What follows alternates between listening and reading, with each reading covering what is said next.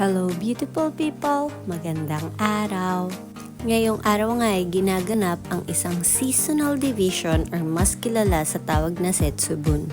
Isa itong uri ng festival na ginaganap bago magsimula ang spring season ayon sa Japanese lunar calendar. Ang ritual na to ay ginagawa para magtaboy ng mga evil spirit at mag-welcome ng good fortune. Isa sa common rituals ay ang mamemaki or bean throwing.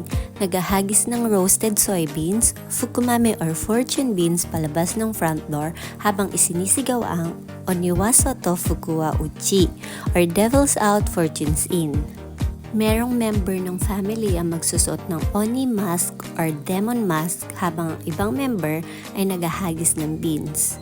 Afterwards, each individuals will eat the number of beans that corresponds with their age. And this year nga, si Jowa, si brother-in-law at si Machang ang gumanap bilang Oni. Super makalat siyang gawin pero super nakaka-enjoy din naman, especially kapag ka nag-aagawan na kayo ng mga pinupulot niyong beans. Hindi ko alam kung ganito rin ba sa ibang family pero kami talaga nag-aagawan palagi.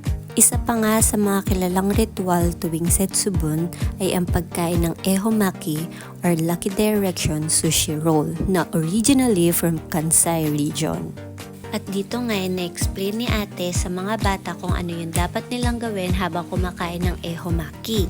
Kailangan mo nga kumain nito without speaking while facing the year's lucky direction determined by the Chinese zodiac.